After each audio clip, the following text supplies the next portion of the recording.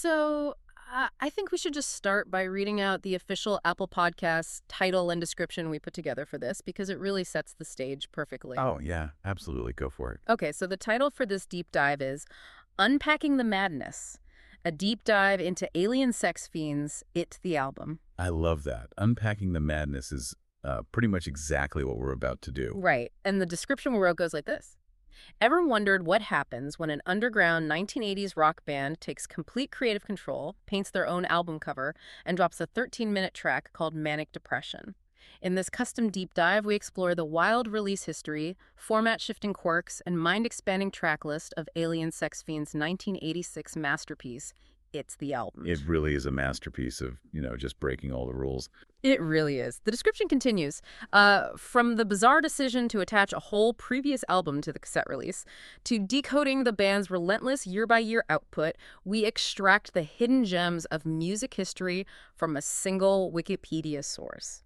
Whether you're a vinyl aficionado, a physical media nerd, or just wildly curious about creative boundaries, join us as we unpack the why and how behind this obscure but fascinating undertaking. That covers all the bases. And, it hits all those key ideas we want to talk about. Alien Sex Fiend, the album, 1986 rock albums, physical media evolution, cassette culture. Yeah, CD reissues, the Trouser Press music review, post-punk history, DIY album art, Nik Fiend himself. It's all in there. It's a lot to get through, but it's such a rich topic. It really is. So welcome to the deep dive, everyone. We are looking at a single, relatively sparse Wikipedia page today, but what's buried within its track lists and footnotes is basically a masterclass in breaking the rules of the music industry. It's a brilliant case study. Really, what immediately strikes me about this document is that it functions as a snapshot of a highly transitional era. Yeah, totally. And not just for this specific band, but for the entire ecosystem of music consumption. In 1986, the physical formats were essentially at war with one another. Right. You had the old guard and the new tech colliding. Exactly. Vinyl was the established, prestigious canvas. Then the cassette tape was the dominant, highly democratized consumer format. And the compact disc was this emerging technology promising limitless, uninterrupted digital audio. It was the Wild West for audio formats. It really was. Yeah. So when we analyze this album, we are actually watching a group of artists collide with these shifting tectonic plates of technology. The source material lays out these distinct versions, the vinyl, the cassette, the CD, and each format fundamentally alters the artistic statement being made. That format collision is exactly why this source is so compelling to me. You look at the page, and it's not just one album, it's a morphing piece of art depending on how you physically bought it at the store. Depending entirely on the plastic container it came in. Exactly. But before we get into the tape hiss and the digital reissues, we have to establish the human element driving this machine. The article introduces us to the core personnel here. We have Nik Wade, who operates under the brilliant moniker Nik Fiend. Great name. Such a great name. And Christine Wade. And if we look at the discography section at the very bottom of the page, it paints a picture of a band operating with a relentless, almost punishing work ethic. The timeline is the first major indicator that we're dealing with a highly unusual creative force here. Right. Let's look at the dates. So if we track their studio releases according to the source, they debut with Who's Been Sleeping in My Brain in 1983. Okay, 1983. They followed immediately with Acid Bath in 1984. Then comes Maximum Security in 1985. And then the focal point of our discussion today, It, the album, released in October 1986. That is 4 full-length studio albums in 4 consecutive years. 4 years, 4 albums. It's an incredible pace. It's a level of stamina that kind of forces you to reevaluate how modern music is made today. Oh, absolutely. The modern landscape is completely different. Today, the standard industry cycle is characterized by long periods of silence. An artist releases a project, they tour it for a year, they retreat, they spend 2 years writing. Maybe teasing a few singles along the way. Right, and maybe on the 4th year, we see a highly manicured rollout. Alien Sex Fiend completely bypasses that preciousness. They are operating like a newsroom, putting out an annual report on their own sonic evolution. Operating like a newsroom is a really great analogy because it implies urgency. In the mid-'80s underground rock scene, particularly in the UK, that urgency was basically a survival mechanism. You had to stay in the conversation. You had to stay visible. But beyond the mere logistics of staying relevant, a one-year album cycle requires an immense amount of unedited, raw output. You just don't have the time to second-guess yourself. No, you don't have the luxury of overanalyzing a mix or spending 6 months debating a snare sound.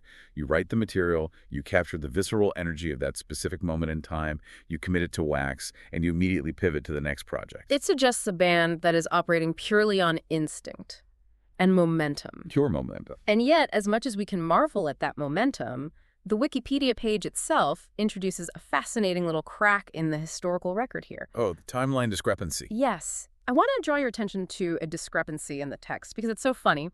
In the chronology info box at the top right of the article, it lists Maximum Security in 1985, the album in 1986, and then it states their next release is Here Come Germs in 1988. Which implies a gap year. Right. It implies they finally took a breath, had a gap year in 1987, maybe slept for a few months.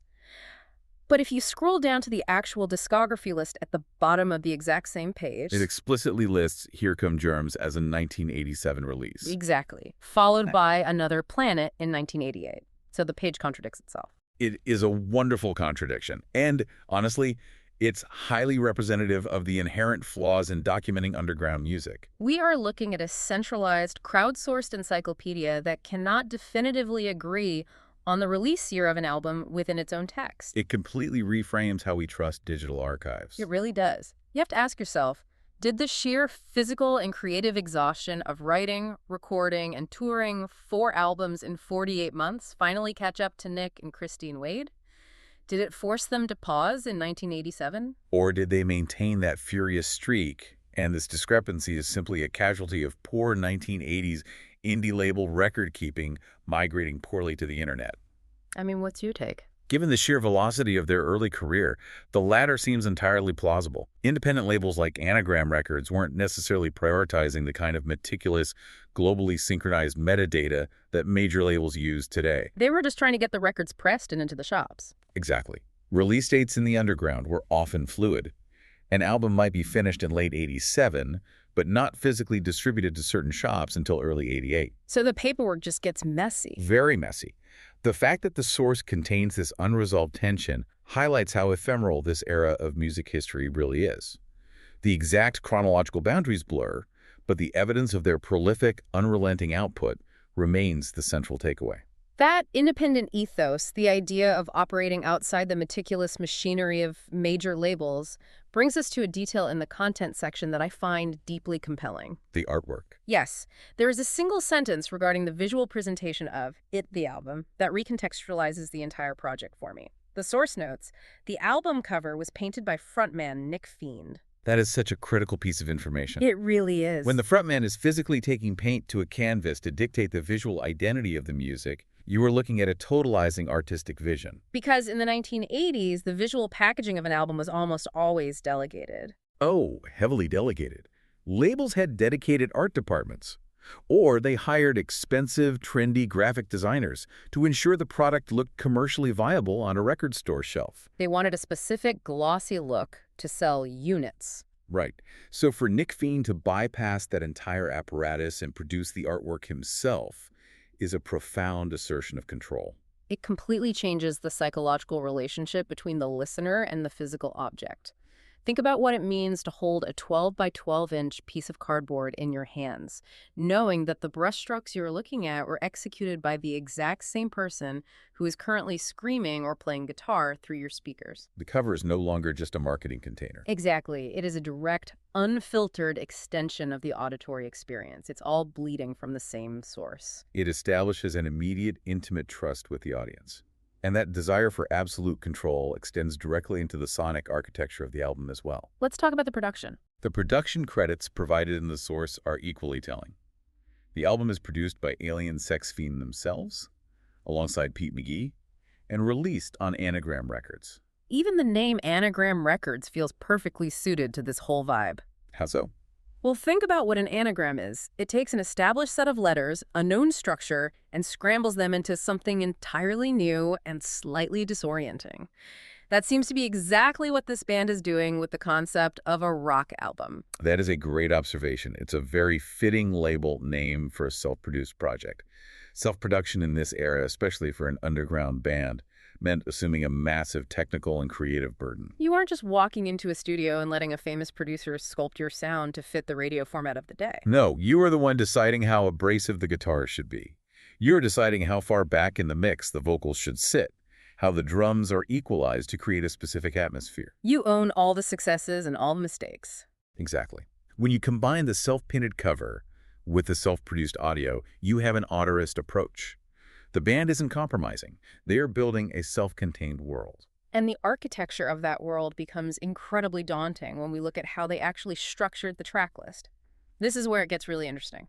Let's dive into the physical reality of playing this record in October 1986. The primary canvas is the two-sided vinyl LP. Right. And the source gives us a total runtime of 46 minutes and 3 seconds.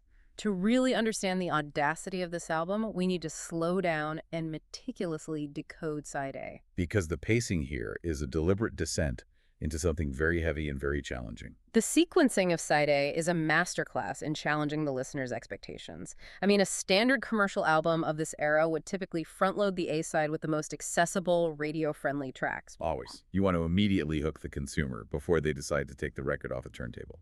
Alien Sex Fiend completely inverts that logic. The record opens with a track titled Smells Like, and the source lists its runtime at 5 minutes and 49 seconds. Right out of the gate, nearly 6 minutes just to establish the opening argument of the album. It's a slow, deliberate pacing that forces you to recalibrate your attention span. They are telling you up front, this is not going to be a collection of quick, digestible pop singles. And Smells Like is merely the warning shot, because the second track on side A is the absolute focal point of the entire record. This is the one. Track 2 is Manic Depression, and the runtime is a staggering 13 minutes and 13 seconds. This is where the structural rules of a rock album are just completely thrown out the window. A 13-minute track on an album that only runs 46 minutes in total. To truly grasp the magnitude of that decision, we have to consider the physical limitations of the vinyl medium itself. Let's break that down for people who might not be super familiar with pressing vinyl. Sure. So a single side of a 12-inch record can comfortably hold about 22 to 24 minutes of audio before you start encountering severe compromises in sound quality. Things like inner groove distortion. Exactly. Inner groove distortion, loss of low-end frequencies, lowered overall volume. So by dedicating 13 minutes and 13 seconds to a single song, Manic Depression is consuming more than half of the physical real estate on side A. It would literally dominate the visual surface of the record. It would. When you pull the vinyl out of the sleeve, that single groove would look like a massive dark canyon taking up most of the disc. It is a massive allocation of resources, both physical and emotional. And the title itself, Manic Depression, provides a crucial context for that length. Right. The band isn't just writing a long song for the sake of self-indulgence or jamming. The extreme runtime likely mirrors the clinical, grueling, and oscillating nature of the psychological state they are describing. You cannot neatly resolve the concept of manic depression in a neat 3-minute verse-chorus structure. It requires time to build, to sustain tension, and, quite frankly, to exhaust the listener. It demands an intense level of commitment. If you drop the needle on side A, you are essentially trapped in that sonic environment. You sit through the nearly 6-minute opener, and then you are plunged into this 13-minute monolith. And the side finally closes out with Believe It or Not, which sits at 4 minutes and 40 seconds. When we view side A in its entirety, just 3 tracks spanning roughly 24 minutes, it becomes clear that this is designed as an immersive, continuous piece of atmospheric world building. It is heavy, it is brooding, and it requires the listener to sit still and endure the weight of it. They have engineered a deeply specific psychological space. But the brilliance of the album, and the part that gives you absolute structural whiplash, happens when that needle hits the center label on side A. Because you are forced to physically interact with the medium. Right. You have to pick up the record, you flip it over to side B, you drop the needle again, and the band completely shatters the heavy, brooding atmosphere they just spent 24 minutes building. The sequencing of side B is fascinating because it initially tricks the listener into thinking the long-form endurance test is going to continue. It's a total fake-out. You flip the record, expecting perhaps a shift in tempo, but the opening track of side B is April Showers, clocking in at 9 minutes and 15 seconds. It's brilliant misdirection. You think, okay, we are back in the marathon, another massive, sprawling epic. But the moment April Showers ends, the dam completely breaks. The rest of side B is sequenced like a rapid-fire punk assault. The contrast is incredibly stark. Following that 9-minute opener, we are suddenly hit with a sequence of 4 tracks that are entirely different in their structural DNA. Let's read through them. We get Wop Bob at 3.42. Get into it at 3.43. Lesson 1 at 3.35. And Do It Right at 5.03. Just reading those titles out loud completely shifts the energy in the room. Wop Bop, Get Into It, Do It Right. These are aggressive, kinetic, almost instructional titles. They imply movement, friction, and immediate gratification. Which is the exact polar opposite of a title like Manic Depression. This raises an important question about album sequencing. How do you maintain momentum? It creates a deeply dynamic listening experience here. You endure the slow psychological weight of the A-side, you wade through the 9-minute opening of the B-side, and then the band essentially releases all the built-up tension in a burst of shorter, punchier, high-velocity tracks. It shows a really sophisticated understanding of album pacing. You can't sustain a 13-minute atmosphere indefinitely. Eventually, you have to break the tension, and they do it with this barrage of shorter songs. It's like they held their breath for the entire first half of the album, and side B is the explosive exhale. That's a perfect way to describe it. But as kinetic and chaotic as that sequence is, it all leads to the single most bizarre and theatrical choice on the entire track list. Oh, the closer. The final song on it, the album is titled To Be Continued, and the source notes it is exactly 42 seconds long. Ending a 46-minute, structurally complex, emotionally taxing album with a 42-second fragment is a fascinating subversion of the medium. It feels inherently cinematic to me. Like a serialized television show cutting to black right at the climax of the episode. Exactly. It completely denies the listener the traditional catharsis of an album closer. The standard convention of a rock album is to end on a grand, sweeping statement.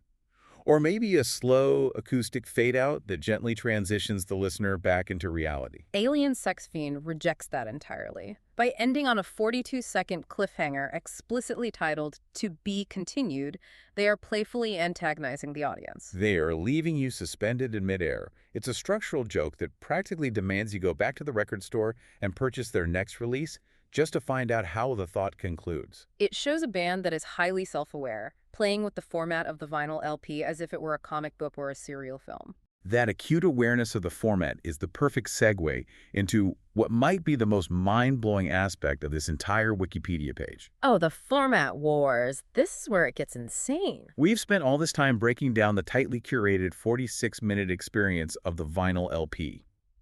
But the source material outlines the release history across different physical media.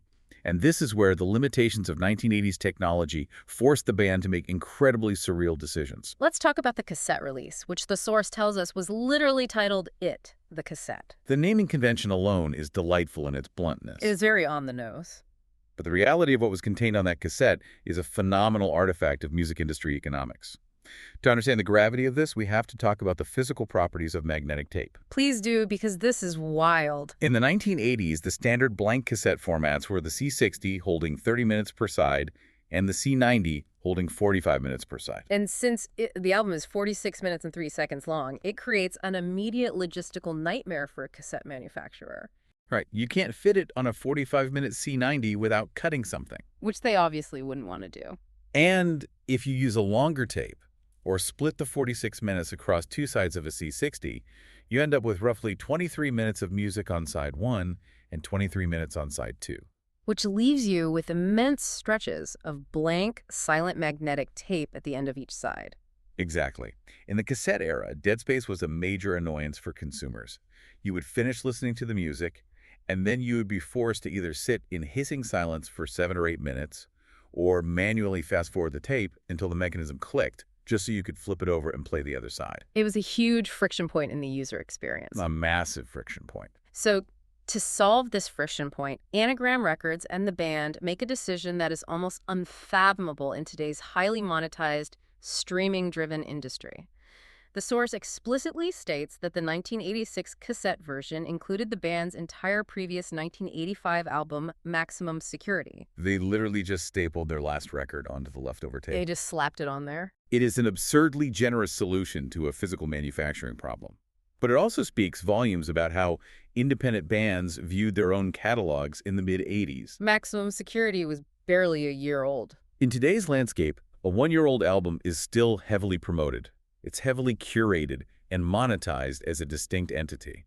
But for Alien Sex Fiend, operating at a furious album-a-year pace, their 1985 release was already the past. It had become utilitarian.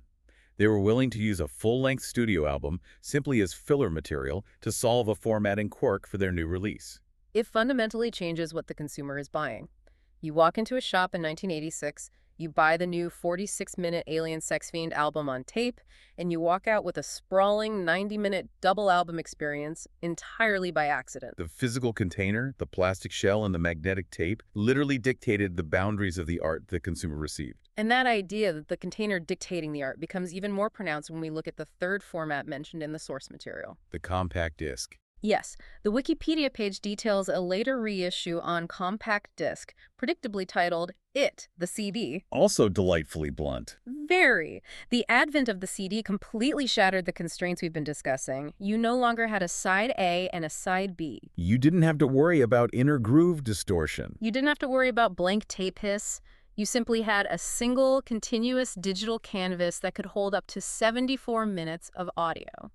And with all that newfound digital real estate, the band didn't just leave the 46-minute album as it was. The source tells us they actively expanded the runtime, adding 3 completely new tracks to the end of the CD sequence. Right, let's look at those. We get track 10, Buggin' Me, at 3.39. We get track 12, It Lives Again, at 3.46. But the most significant addition is track 11. It's a 6-minute and 48-second track called Hurricane Fighter Plane. And the source provides a crucial footnote here, noting that this is a cover of a song by the Red Krayola. The inclusion of a Red Krayola cover is a deeply revealing aesthetic choice.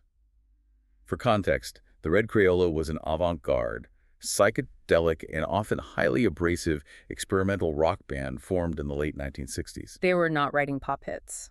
Far from it.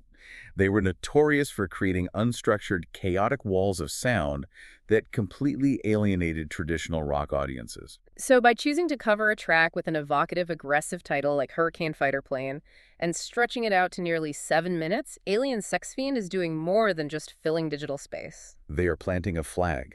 They are explicitly aligning themselves with the most boundary-pushing, uncompromising lineage of underground rock history. It totally transforms the architecture of the album. We started by analyzing this very deliberate, highly curated 46-minute vinyl experience. The heavy descent of side A, the whiplash of side B, the 42-second cliffhanger. Right. But when you add a 7-minute avant-garde psychedelic cover and 2 other tracks to the end of it, the runtime swells well past an hour. The cliffhanger of To Be Continued isn't even the end of the album anymore. It's just a weird speed bump before the bonus tracks kick in. It ruins the cliffhanger. It really does. It raises a fascinating philosophical question about the nature of the album as an art form. Which version is the definitive statement? That is the big question. Does the sprawling 60-plus minute CD version dilute the claustrophobic intensity of the original vinyl sequencing?